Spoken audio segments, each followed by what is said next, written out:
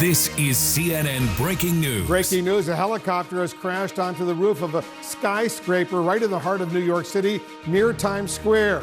As smoke rose from the top of the building, people rushed into the streets as dozens of emergency vehicles responded to the scene. A fire department spokesman says the pilot was killed when the helicopter crash landed and a fire was extinguished. New York's mayor says there's no indication this was an act of terrorism. Also breaking, House Judiciary Committee Chairman Jerry Nadler says the Justice Department has agreed to provide key documents from the Muller report relating to obstruction, even as the Justice Department pledges its own thorough investigation of the investigators in the Russia probe. I'll speak with New York City's Mayor Bill de Blasio, and our correspondents and analysts will have full coverage of the day's top stories. Let's begin with this afternoon's helicopter crash on the roof of a New York City skyscraper. CNN's Miguel Marquez is on the scene for us. Miguel, first of all, what are authorities saying? Well, they're saying that the worst part of this is over at this point, but terrifying moments here in Manhattan. I want to show you sort of this is the building where it happened, 51 floors. When you look up all the way to the sky, this is what the sky over Manhattan has been like for much of the day.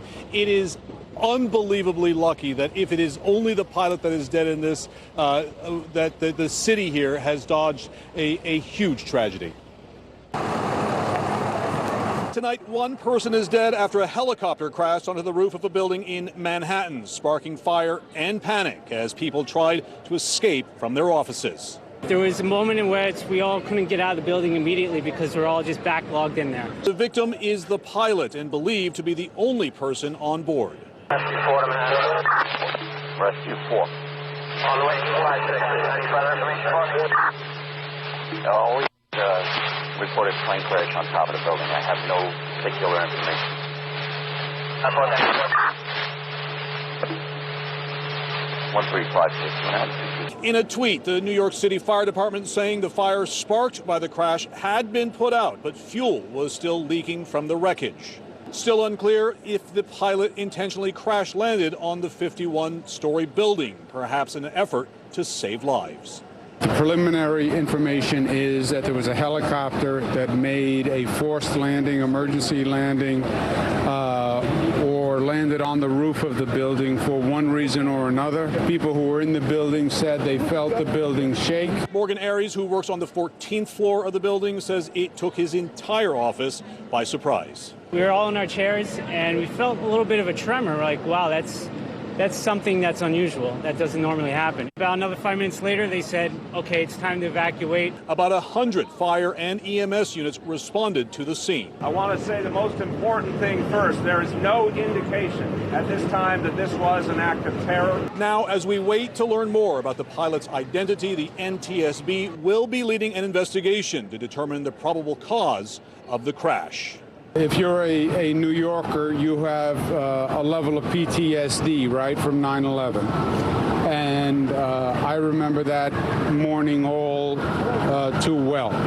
So as soon as you hear an aircraft hit a building, I think my mind goes where every New Yorker's mind goes.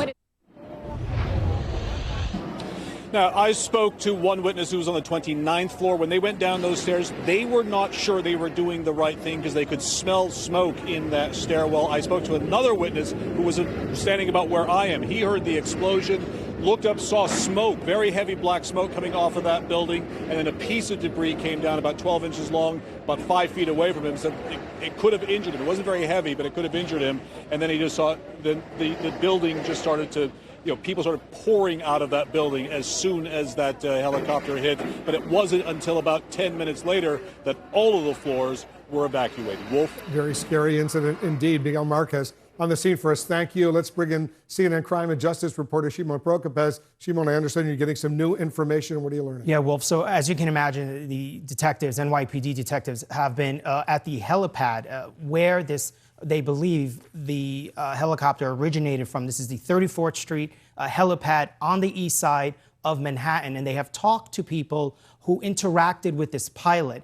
And what they've learned is that he knew the weather was a concern and that the pilot was waiting out the weather. He was there for some time, waiting it out, and then for whatever reason, at some point decided, you know what, it was safe enough for him to go up. And then he went up, and they've been able to track as he flew around Manhattan.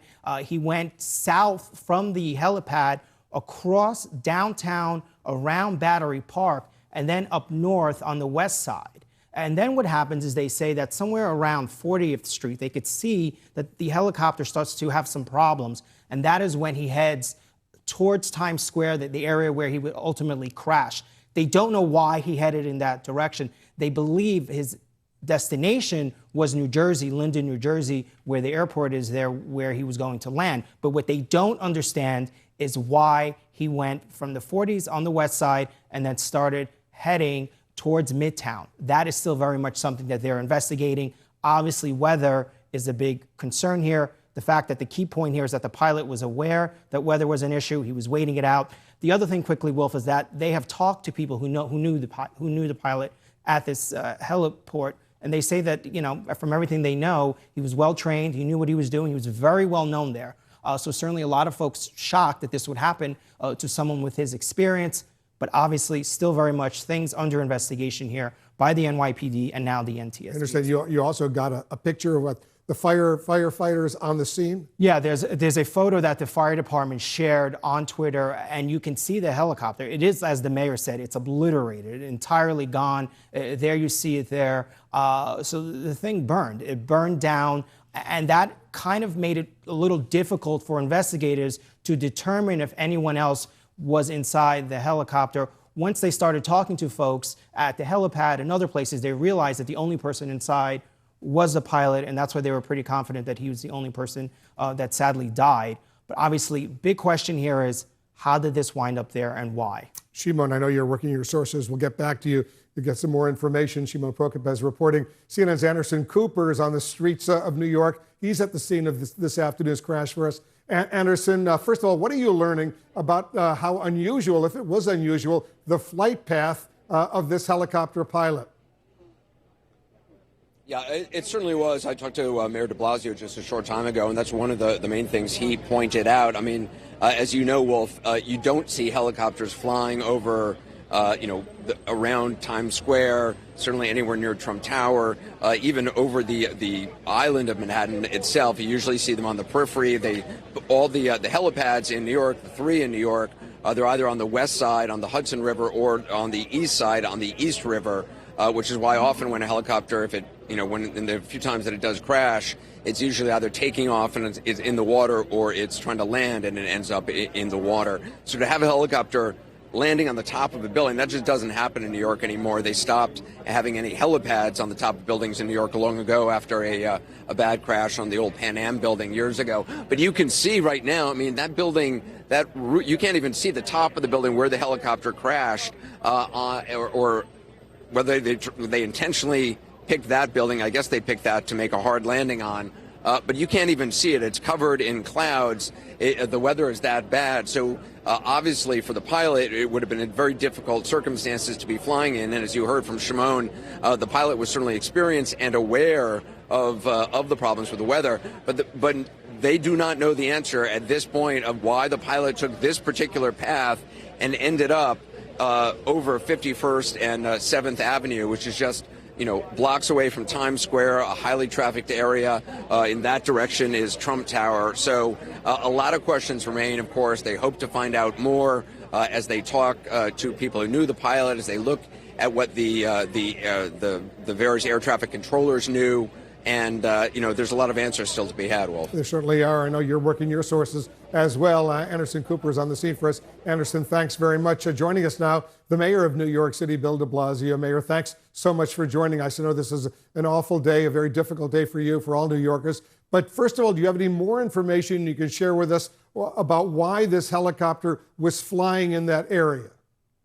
Well, Wolf, the first thing I want to say is thank God that this was not a much worse incident, because it's really troubling to think about what might have happened if that helicopter had gone down in Times Square. And I want to say our first responders did an amazing job ensuring that people were safe and limiting the effect of what happened. But what we know here, you've heard a lot of it just in the last few minutes, is something mysterious here. There's something about why would an experienced pilot take this roundabout route We do not have an indication that he checked in with LaGuardia Airport Tower, which is the protocol. If you're going over buildings in Manhattan, especially because of that restricted airspace around Trump Tower, you're supposed to check in with LaGuardia Tower and get authorization or be told not to. And something strange happened here, but we don't have all the facts yet. In the end, I think the point Anderson made is really important. The helipads are at the periphery of Manhattan. They're on the water.